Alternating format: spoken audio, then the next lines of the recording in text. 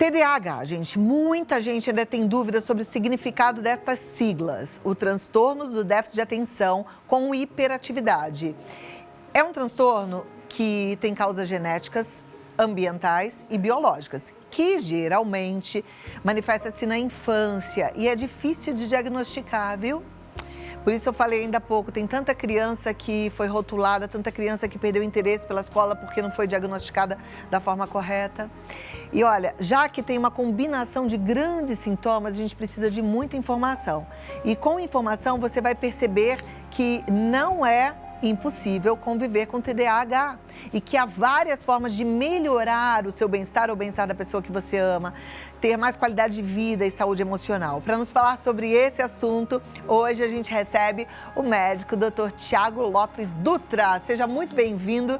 Eu amo te receber. Eu que amo. Thiago vem lá de Campos dos Goytacazes para conversar com a gente. Senta aqui um pouquinho, Thiago. TDAH, déficit de atenção com hiperatividade. Isso. O transtorno no déficit de atenção e hiperatividade, hoje em dia até chamado de TDAH-I, que também estamos acrescentando a impulsividade como grande parte desses sintomas, tá? É o transtorno do neurodesenvolvimento, assim como também o autismo. Só que ao contrário do autismo, que foi o assunto da nossa última conversa, o TDAH, ele tem bases neurobiológicas mais conhecidas. Então, por isso, a gente tem prognósticos e tratamentos muito mais objetivos nesse caso. Claro, cada paciente vai apresentar o TDAH da sua forma, né? Cada indivíduo é único e apresenta os sintomas de qualquer transtorno de forma diferente. Só que a gente tem 3 pilares, como o próprio nome já sugere. A hiperatividade, que vem junto com a impulsividade, e a desatenção. O que quer dizer que o paciente com TDAH, nem sempre ele vai ser desatento e hiperativo. Ele pode ser só ser desatento, sem ser hiperativo, pode ser só hiperativo, sem ser desatento, ou pode ter a apresentação que a gente chama de combinada, tanto desatento como hiperativo. Olha lá, aí eu tô vendo aqui, desatenção, perde materiais, é aquele aluno que não termina a tarefa, que distrai-se facilmente, né? Se tiver hiperatividade, não fica sentado. Me lembro que tinha professor que falava assim, fulano, você tem um bicho carpinteiro aí na carteira, né? Porque a criança não parava quieto, movimenta mãos e pés enquanto sentado, tem aquelas pessoas que ficam assim, né, o tempo inteiro, fala em excesso, e isso não significa que é um menino ou uma menina mal educado. Exatamente. Então, por muito tempo, essas crianças não eram diagnosticadas. E por muito outro tempo, qualquer criança que apresentasse qualquer comportamento visto como não adequado era diagnosticado com TDAH, muitas vezes sem fechar os critérios para o TDAH. Mas aqui eu coloquei os sinais que mais se observam, porque as queixas, geralmente, quando não vêm de casa, elas vêm da escola. Vêm com queixas de mau comportamento, vêm com queixas de a criança não aprende. Mas por que ela não aprende? Será que ela não aprende ou ela simplesmente não teve oportunidade de sentar para aprender? Porque a gente não pode dizer que ela tem dificuldade se ela não consegue estar ali de forma ativa no processo de aprendizado. Então, muitas vezes essas queixas vêm do processo educacional e aí a criança, a família, vem procurar ajuda médica achando que é uma coisa grave e tudo mais, mas tem tratamento e também não é um laudo de que a criança vai ser incapaz e um laudo de que a criança não vai dar certo na vida. Muito pelo contrário. O diagnóstico, nesse caso, ele auxilia justamente a gente proporcionar uma qualidade de vida e de aprendizado melhor para a criança, muitas vezes, e para a família. Nossa, que interessante. Eu até comentei com você que eu assisti a um filme muito lindo, Como Estrelas na Terra, um dos filmes mais lindos que eu assisti, um filme indiano. Tem aquela coisa de Bollywood, que tem aquelas dancinhas, mas tirando aquilo, o filme, ele traz uma mensagem linda e a história de um menino com TDAH, né? E ali ilustra bem, porque o menino tá na sala de aula e o professor tá lá, só que na cabeça dele 1000 coisas passam, menos a matéria que estava sendo dada. E não porque ele não queria prestar atenção, ele não conseguia. Exato. A criança não consegue, é isso? Mais ou menos isso. O que acontece? Por muitas vezes, essas crianças sem diagnóstico, elas se estressam por não conseguirem ficar paradas, por exemplo. Elas querem estar igual aos colegas, por exemplo. Elas querem estar sentadas, prestando atenção nas atividades, nas atitudes, mas às vezes elas não conseguem justamente por ter essa necessidade motora de se mover, de se movimentar, de falar, de sair andando, no caso da hiperatividade. E no caso da desatenção, é muito espontâneo. Você vê a criança tentando olhar para o quadro, passou uma mosca, ela vai acompanhar a mosca geralmente. Então não é voluntário, é involuntário de fato. Isso é hereditário? Sim, a gente tem um componente genético muito importante, tem até estudos com gêmeos, que a gente vê uma prevalência de gêmeos com TDAH, então a gente reforça a causa genética. Temos causas ambientais, logicamente, mas toda a questão do estímulo faz diferença.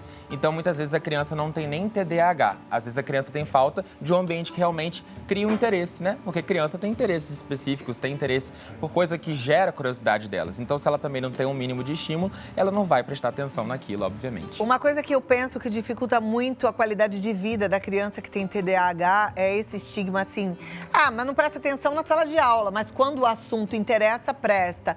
Não consegue fazer isso, mas passa as fases do videogame. Então o TDAH, ele tem interesse em coisas próprias, é isso? Sim, isso a gente chama de hiperfoco. O hiperfoco, ele não está presente só no TDAH, por exemplo. Ele está presente no autismo e em outras condições neuropsiquiátricas. Só que a questão do foco, a criança realmente ela tem mais interesse por determinado assunto, por determinado objeto ou personagem, por exemplo, e aquilo pode ser um facilitador para a gente que quer prestar um auxílio, prestar um atendimento para aquela criança, por exemplo, no processo de aprendizado. Por que não pegar aquele personagem que ela mais gosta e inserir na prova para ela conseguir prestar atenção naquela prova? Então, isso pode ser um artifício, uma ferramenta para otimizar esse aprendizado da criança e também ter uma melhor evolução nos processos até da família mesmo, de relacionamento e tudo mais. Maravilha. Em que casos é necessário medicar uma criança com déficit de atenção? Então, a gente fala que o tratamento do TDAH, ele é multimodal. Ele envolve tanto a questão da psicoterapia, que, claro, a gente vai ter a ajuda de profissionais que fazem essa terapia mais comportamental para auxiliar essas crianças, principalmente na questão da hiperatividade, mas as medicações, elas também podem ser necessárias, muitas vezes são necessárias, e ao contrário do que muita gente pensa, elas não dopam, não vão fazer seu filho viciar, nem nada disso. A medicação, quando bem empregada e é indicada por um profissional sério e que entenda de fato as bases neurológicas do TDAH, ela tem resultados incríveis, porque ela vai atuar justamente nas vias neurológicas que podem estar deficitárias, que podem estar funcionando de forma diminuída ou de forma errada propriamente dita.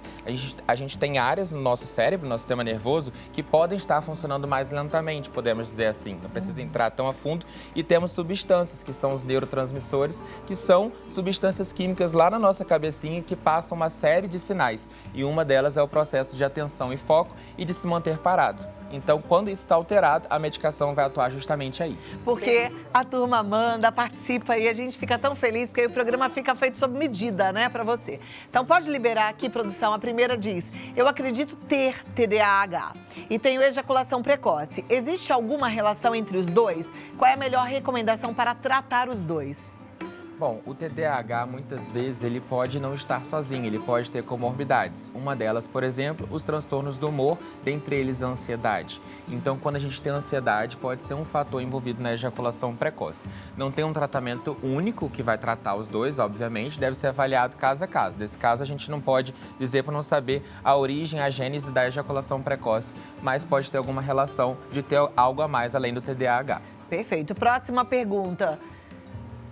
Quais os testes de rastreios e psicológico podem ser usados para uma investigação suspeita de TDAH?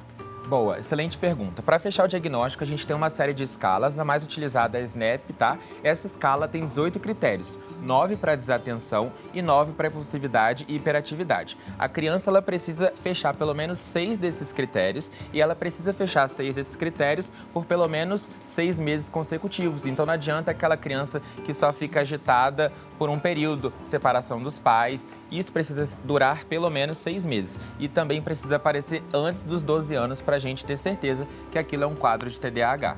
Perfeito. Próxima pergunta, obrigada.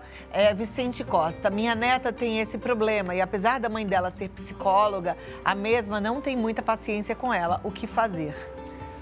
A criança com TDAH, ela pode, pelo caso da hiperatividade, ser aquela criança que realmente cansa. Ela cansa a família, cansa a equipe pedagógica. se ela não estiver sendo tratada.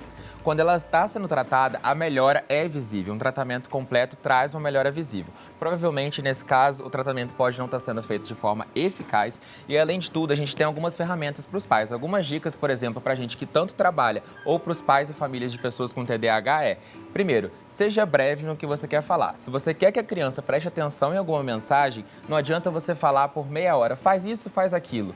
Sempre tenta olhar nos olhos da criança, porque de forma coletiva ela pode não ter uma atenção bacana, mas olhando nos olhos, no tete a tete ali, ela costuma ter um foco, uma melhora desse foco. Então fala: Joãozinho, eu preciso que você lave a louça. E é uma regra, é uma instrução curta e você vai ser objetivo e não vai fazer com que ele se perca. Porque você fala: eu preciso que você desça, pega a bucha, pega o detergente e lave a louça. Nesse momento ele já não está prestando atenção quando você fala a frase final. Então a gente sempre ser breve, ter paciência, então explicar mais de uma vez. É um processo de construção em crianças no geral, não só com crianças com TDAH. Então, ser pai é uma escola, não só de paciência, mas também uma escola onde se aprende, né, dos dois lados. Perfeito. Obrigada, Vicente. Giovana Amorim, minha psicóloga me diagnosticou com TDAH, mas vários conhecidos comentaram que é estranho, porque eu não fiz os testes que muitos exigem. Esses testes são os únicos que determinam o diagnóstico? Bom, a gente tem uma diretriz que se chama DSM-5. Ela padroniza todos os diagnósticos na saúde mental. Então, todo profissional que atende na saúde mental deve seguir esses critérios para que seja cientificamente embasado o diagnóstico. Se o diagnóstico ele não foi feito com os artefatos, os artifícios utilizados, normatizados por esses critérios oficiais da ciência, aí a gente não pode dizer que a pessoa realmente tenha o transtorno. E a pessoa pode descobrir esse transtorno só na vida adulta, apesar dela já sentir os sintomas desde criancinha? Sim, isso é uma coisa que eu queria falar. O TDAH ele tem um índice de persistência muito significativo. Pelo menos 15% dos adultos que tiveram TDAH na infância vão permanecer com o diagnóstico fechado ainda na vida adulta. E de 40% a 60%, mesmo não tendo diagnóstico ainda na vida adulta, vão continuar apresentando esses sintomas. E muitos não foram diagnosticados na infância e vão procurar ajuda porque estão sofrendo pressão no trabalho, porque é considerado o pateta da empresa, ou porque é considerado o cara que não presta atenção em nada, entendeu? Ou o cara que não para. Isso dificulta, às vezes, até em relacionamentos amorosos, afetivos. Ele vai procurar ajuda e aí vai entender que tudo aquilo já acontece desde lá de trás e ele se sentia mal por justamente não saber a causa. Então, o diagnóstico, ele também auxilia nesse processo de autoestima do indivíduo, que ele vai pensar: o problema não é comigo, eu tenho um problema e esse problema tem tratamento. E o tratamento é medicamentoso? Nesse caso do adulto, eles costumam responder muito bem a medicação, mas também a terapia faz um bem danado. A Viviane Oliveira de São Bernardo diz: tem uma filha de 11 anos, ela estuda, é atenciosa nas aulas e na hora de fazer os testes e as provas não consegue responder, fica muito nervosa. A mão começa a suar. O que pode ser? Estou muito preocupada. Bom, a sudorese aí é um grande indicador de ansiedade, né? E, nesse caso, ela consegue concentrar, só que ela não consegue fazer as provas por uma questão de nervosismo.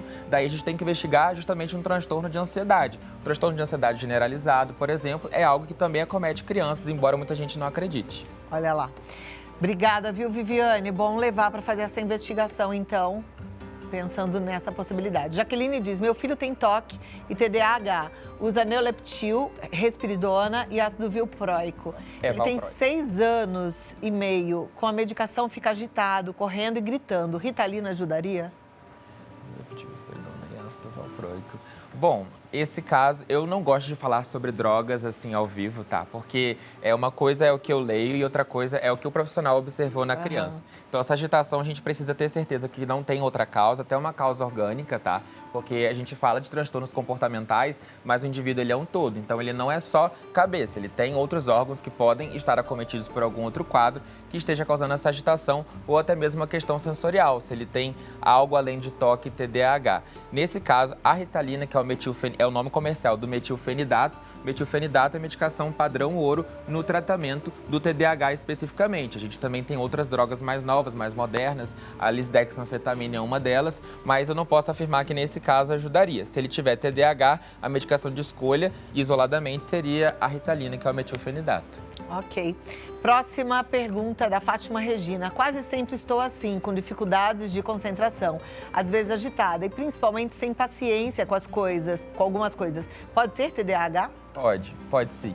Justamente nesse processo de obtenção do foco e de manutenção do foco, a pessoa com TDAH, por ser hiperativa, ela não consegue muitas vezes terminar as tarefas que começou justamente por ter essa agitação motora. Por exemplo, ele quer fazer a prova, mas ele tem a necessidade sensorial de se mexer naquele momento. E isso não é algo que a pessoa não para quieta porque ela quer. É algo que existem regiões cerebrais que seriam inibidas no funcionamento normal, que nesse caso é o córtex motor, e que nesse caso da pessoa com TDAH muitas vezes não é. Então pode ser TDAH sim.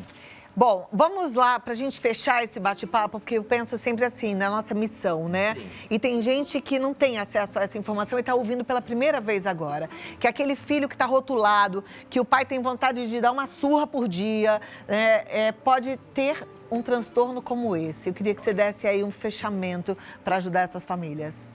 Bom, o TDAH é um transtorno do desenvolvimento neuropsicomotor da criança e ele pode trazer repercussões não só no cotidiano dela, mas também para toda a família. Então, pode não ser fácil. Se você acha que seu filho pode ter o transtorno, não é o fim, é o começo, um começo de um novo futuro para ele. Quando a gente otimiza esse processo de tratamento da criança e permite com que ela tenha um aprendizado melhor, novos horizontes serão possíveis aí para o futuro dela, e não só para o futuro dela, mas para o futuro de toda a família. Então, o TDAH tem tratamento, tem solução e viver com ele é completamente normal. Então, é essa mensagem que eu queria passar para todos os pais aí de casa. É verdade que você foi diagnosticado com TDAH? Sim, na infância fui e eu fui uma criança muito hiperativa e graças à minha família eu fui muito estimulado, né? Tinha tanta energia que minha mãe me colocava em aula de tudo que você imaginasse. Então eu saía da escola, estudava numa escola, num convento, né? Uma escola de freiras, e eu saía de lá, ia para aula de música, ia para aula de teatro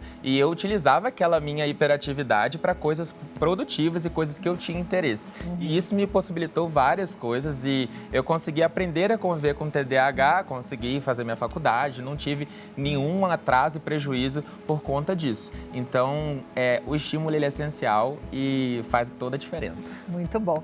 Thiago Lopes Dutra, ele está no Instagram como Dutra Lopes, com Z. Ou então, se quiser mandar um e-mail, thiagolopesdutra@gmail.com. Eu tenho certeza que você vai estar muito bem amparado, porque tem até novidades também em relação... Outro dia que você veio aqui, você falou sobre alimentação, né? Alguns testes que têm sido feitos que também podem ajudar, né? Sim, com certeza. Falei aí na questão da alimentação, na questão do autismo, né? Então, a gente discutiu novas esperanças de tratamentos para esses transtornos comportamentais. Ele estava trazendo um trabalho até muito recente do autismo ligado a uma alimentação mais cetogênica, né? Uma alimentação low carb, é isso? A gente tinha conversado sobre as alimentações diferenciadas em casos de intolerâncias e alergias alimentares. Nesses casos, elas seriam muito benéficas na questão comportamental, sim.